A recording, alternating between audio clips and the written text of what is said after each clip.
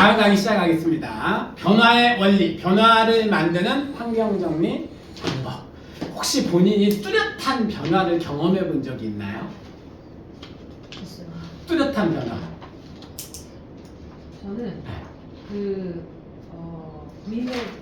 부임에. 하고 네. 특징글씨 네. 그거 되게 뚜렷한 변화를 경험한 적이 있고, 또 하나는 환경적인 거는 지난주에도 말씀드렸지만 이사를 하면서 집을 완전히 바꿔 장소를 바꿨더니 그거는 저한테는 굉장히 장소를 바꿨더니 큰 변화를 경험했다라는 얘기네요. 또 다른 변화 있었나요?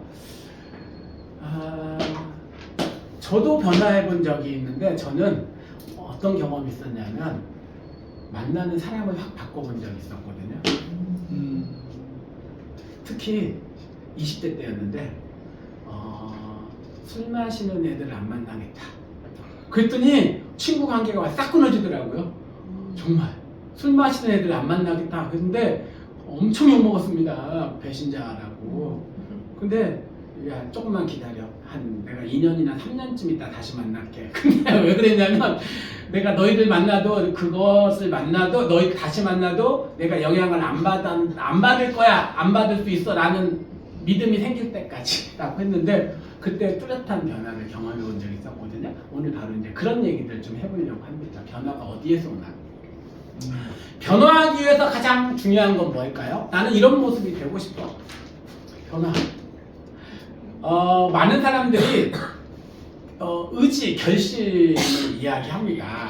결심, 의지, 결심, 동기 이런 것들 이야기하지만, 사실 동기라고 하는 것은 동기가 생기기 전까지는 세상에서 가장 어려운 것이 마음먹기. 동기는 마음먹기거든요. 그러니까 세상에서 가장 어려운 것이 마음먹기다라고 이야기합니다. 하지만 반대로 세상에서 가장 쉬운 게 마음먹기예요. 어떤 차이일까요?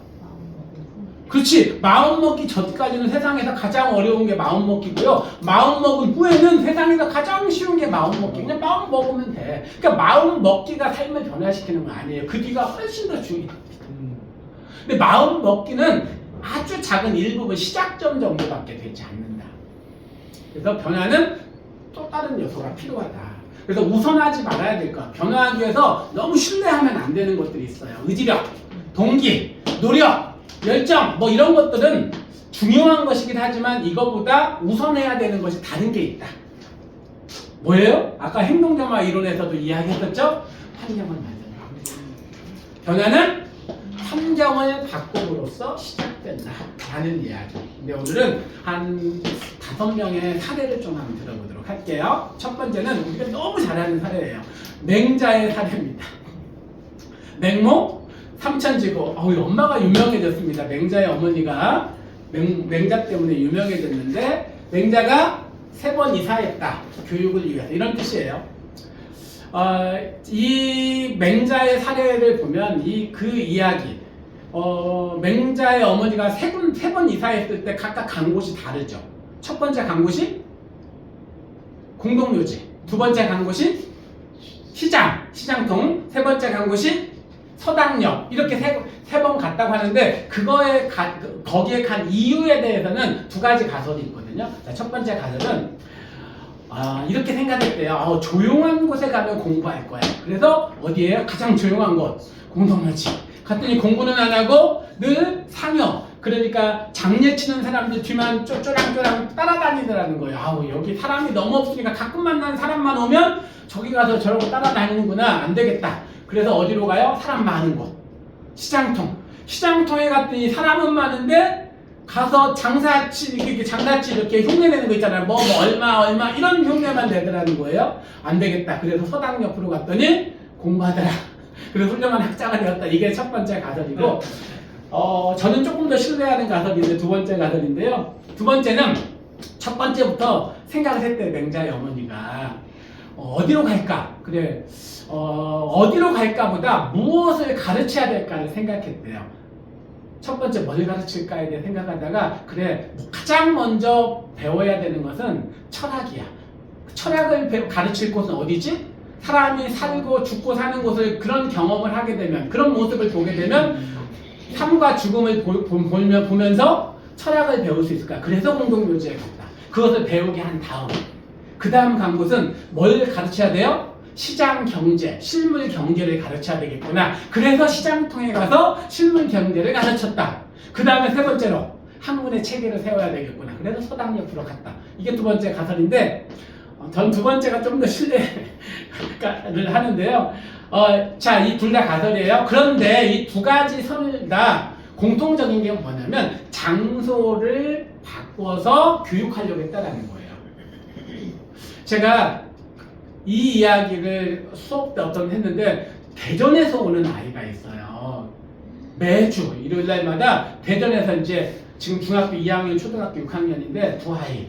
근데 그 아이가 아까 누구냐면 아까 시간에 이야기한 그 군대 장교 여단장님, 그 여단장하고 친구, 남편, 아내 다 친구예요. 그래서 어렸을 때부터 똑같이 학년도 똑같아. 초육, 중2 똑같아 지금.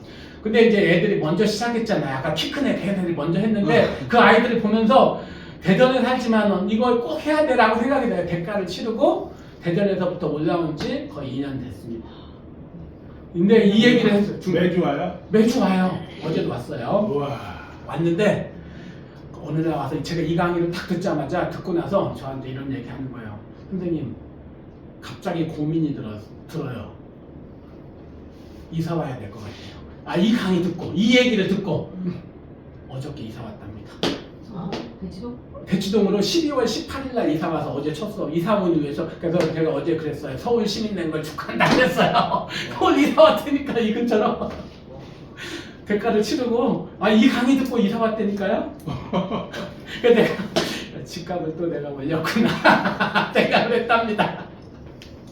그래서 이사 왔어요. 큰 대가를 치른 거죠. 대전에서 거의 1년 반 정도 수업을 계속 왔어요. 햇수로는 2년 됐는데 1년만 수업 오르다가 큰 대가를 치르고 이제 이사를 왔습니다. 자, 그래서 그 아이들이 또 어떻게 또 변화하고 또 좋아질지 또 왜 그런 대가를 치르고 왔습니까? 조던 피터슨이라는 인물 소개를 좀 할게요. 하버드대 심리학과 교수고 지금은 토론토대에 계시는 분인데 이분이 쓴 유명한 세계적인 베스트셀러가 있습니다. 인생의 12가지 법칙이라는 책인데 이분이 이제 심리학과 교수고 세계적으로 유명하고 하버드에서도 강의 평가에서 하버드 학생들에게 최고의 평가를 받는 교수예요. 근데 이제 사람들이 어떤 질문을 많이 하냐면 이분에게 인생을 어떻게 살아야 합니까? 이런 질문을 많이 했다라는 거예요. 그것에 대해서 이제 그 답을 준 거예요. 계속 답을 주는데 그것이 쌓이다 보니까 거의 굉장히 많은 양이 됐대요. 그리고 그것을 분류를 해가지고 조직화를 좀 해보니까 한 12가지로 묶여지더라는 거예요. 그러니까 인생을 어떻게 살아야 됩니까? 이런 질문에 대한 답변이 한 50개가 넘었었는데 그것을 묶었던 12개로 정리가 되더라. 그래서 책을 씁니다. 12가지 인생의 법칙. 인생은 이렇게 살아야 돼. 자기가 사람 자신에게 묻는 사람들에게 답해둔 내용을 이렇게 묶은 겁니다. 그 중에서 세 번째 법칙 이렇게 이야기해요. 당신에게 최고의 모습을 기대하는 사람만 만나라. 기대하는 누구만? 사람. 만나는 사람이 나의 삶을 변화시킨다라는 얘기예요. 이분은 사는 곳이 원래 고향이 어디냐면 캐나다 중서부에는 엘버타주의 페어뷰라는 곳인데 이곳은 어떤 곳이냐면 겨울이 길고 눈이 많이 오는 곳이래요. 어떤 곳은 막 6개월씩 간다고 하잖아요. 캐나다 같은 곳이.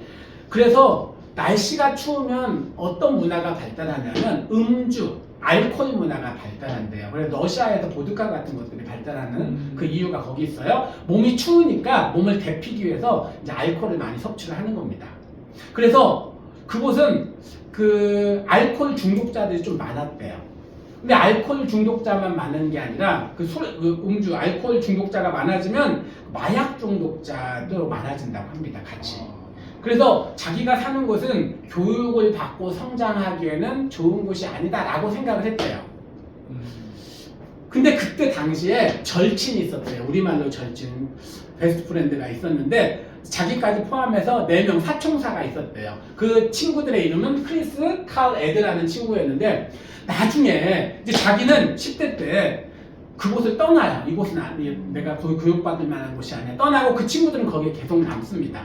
나중에 그곳에 가서 그 친구들을 만나러 갑니다. 갔더니 그 중에 한 친구, 크리스는 정신질환을 얻고 스스로 목숨을 끊고 가서 그 뒤에 칼과 애들을 만나는데 딱 만나면 너무 반갑죠. 절친이었잖아요. 10대 때. 자기를 딱 데리고 으슥한 곳으로 데려가요. 대마초. 더 이상 그 친구들을 만나지 않았다라고 이야기를 합니다. 조던 피터슨은 고향을 떠나 낡은 틀을 박차고 나왔다. 더 높은 목표를 향해 매진하는 주변 사람들에게서 좋은 영향을 받아 더 나은 인생을 살겠다는 각오를 다졌다. 고향을 떠난 조던 피터슨, 고향을 떠나지 않은 그의 친구들의 삶이 대비된다. 무엇이 이런 차이를 만들었을까? 조던 피터슨은 뭐라고 이야기하냐면요. 그 친구들과 나는 딱 한 가지 차이였다. 떠났느냐, 떠나지 않았느냐. 이 차이만 있었다라고 이야기를 해요. 누구를 만나고 있느냐가 매우 중요하다는 얘기죠. 그러면서 누구를 만나느냐, 친구에 대한 정의를 이렇게 내리고 있습니다. 가족에게 소개하기가 꺼려지는 친구가 한두 명 있다고 하자. 그런데 왜 그런 사람을 계속 친구로 두고 있을까? 대다수가 의리 때문이라고 말할 것이다. 의리는 우직함과는 다르다. 의리를 지킨다는 것은 상대방을 공정하고 정직하게 대하겠다는 약속이다. 우정은 상호 합의다. 하지만 도덕적으로 세상을 더 나쁘게 만들려는 사람을 지지할 의무는 없다. 오히려 도와주는 것이 그릇된 선택이다. 세상을 더 좋게 만들어가려는 사람을 곁에 두어야 한다. 세상을 더 좋게 만들어가려는 사람을 곁에 두어야 한다. 내 주변에 누가 있느냐? 구글에서도 최종 면접에서 면접 질문 가운데 당신에게 영향을 주는 5사람을 소개하라 뭐 이런 질문이 있었다고 하죠. 누구를 만나느냐가 내 인생을 결정할 수 있다. 두 번째는 사람에 대한 이야기를 했고요. 세 번째는 벤저민 하디라는 분인데요. 이분은 자기 경영 컨설턴트이기도 하고 심리학자이기도 합니다.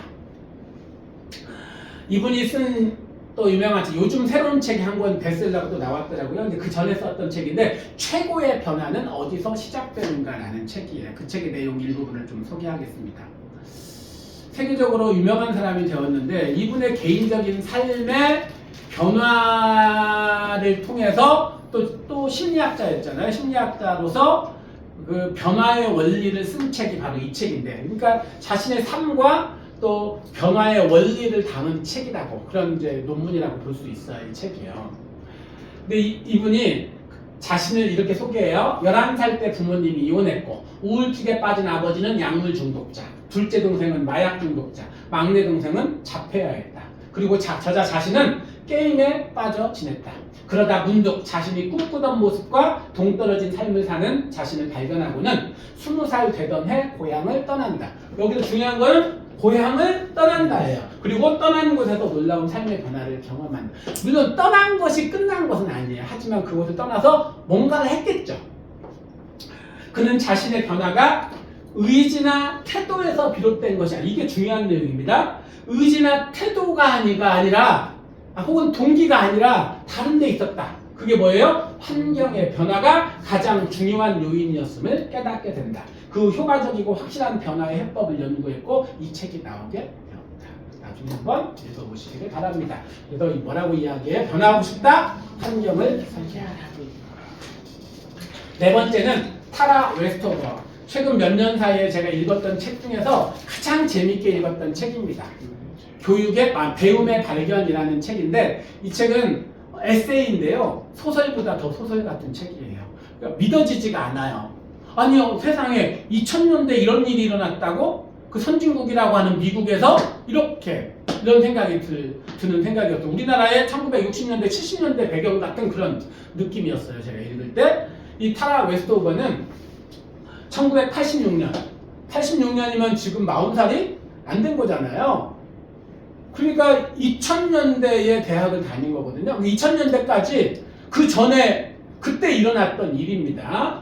7남매 중 막내딸로 태어나요. 그런데 공교육을 거부하는데, 사실 공교육만 거부하는 게 아니라 종교적 원리주의자. 그래서 세상과 연을 끊고 우리나라를 보면 강원도 고성군 무슨 면 무슨 이 산골짜기에다 집 하나 짓고 자급자족 하면서 사는 거예요. 온 가족이 같이 자기가 먹고 살 것도 직접 만들어서 다 먹고 사는. 학교도 안 가고 뭐 아무데 교육을 받지 않습니다. 온 가족이 다. 그러니까 막내딸이기 때문에 유에 언니 셋, 오빠 셋이 있는데 교육을 하나도 못 받아요. 학교를 안 다닙니다. 그냥 하는 거야. 근데 16년간 학교에 다니지 못했는데 17살 때. 근데 누군가의 영향을 받긴 해요. 누구의 영향을 받냐. 바로 위에 오빠가 타일러라는 오빠가 있는데 그 오빠가 먼저 틀을 깨고 나가요. 나중에 이제 화학 박사가 되거든요. 근데 오빠의 영향을 좀 받긴 해요. 그걸 보면서 자기도 떠나야 되겠다, 집을 떠나야. 근데 집을 떠난다는 것은 가족과 인연을 끊는다는 걸 말했어요. 이 집안에서는. 그러니까 우리말로 하면 호적을 파낸다라는 거였어요. 그리고 어떤 지원도 받을 수 없어. 엄마와 아빠와 인연을 끊어야만 그 집을 떠날 수 있는 거예요. 그리고 17살 때 집을 떠나고 대학에 들어갑니다. 기적과 같은 배움의 여정을 시작합니다. 물론 이 여정을 다 보려면 책을 읽어보시면 알아요. 케임브리지에서 석박사학위를 받고 하버드에서 박사학위 과정을 하고 16년간 아버지가 구축한 세계 안에서 아버지의 눈을 통해 세상을 보던 소녀가 그 세계의 단단한 문을 열고 다시 태어난다라는 내용의 책이에요. 놀라운 일이죠. 세상에 영향력 있는 여성 100인에도 뽑히고 유명한 사람이 되었습니다. 영향력 있고 이분은 이런 얘기를 해요. 교육은 자유를 찾아 떠나는 여행이다. 그러니까 뭔가를 환경을 바꾼 다음에 무엇을 했느냐가 중요하거든요.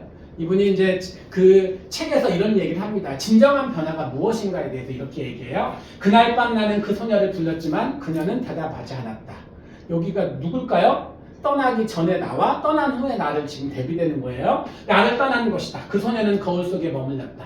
그 후에 내가 내린 결정들은 그 소녀는 내리지 않을 결정들이었다. 그것들은 변화한 사람, 새로운 자아가 내린 결정들이었다. 이 자아는 여러 이름으로 불릴 수 있을 것이다. 변신, 탈바꿈, 이건 이해가 되지만 허위, 배신. 가족들은 자기를 허위, 거짓말쟁이, 배신자라고 불렀거든요. 나는 그것을 교육이라 부른다. 무슨 얘기 하고 싶을까요, 제가? 떠나는 것이 끝은 아니에요. 환경을 바꾸고 뭐 해야 된다?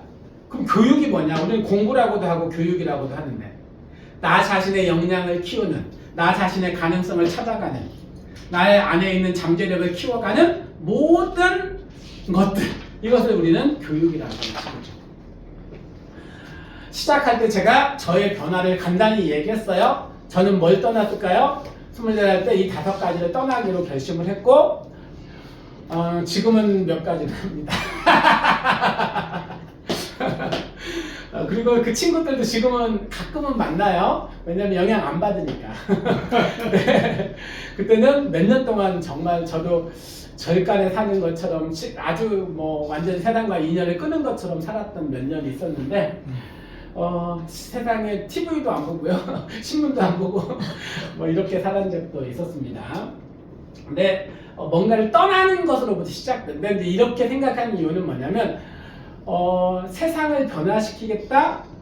그 방법이 뭘까? 아이고 나부터 변화시켜야 되겠구나 이 생각이었어요. 어떻게 나를 변화시키지? 뭐 해야지? 뭔가를 하는 게 중요한 게 아니구나. 뭔가를 안 하는 거구나. 이걸 깨닫은 거예요. 뭔가를 하려고 하지 말고 뭔가를 하지 말려고 해라. 그래서 이제 하지 말아야 될 것들을 정했던 겁니다. 떠나는 것이 먼저라는 거예요. 취하는 건 두 번째입니다. 이들이 환경을 바꾼 후에 했던 일은 뭘까요?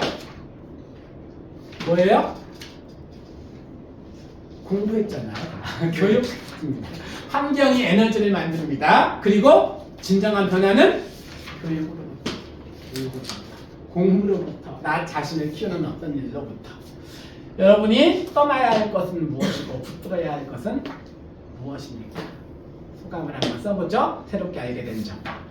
이런 것을 실천해 본 것 한번 써보죠. 시간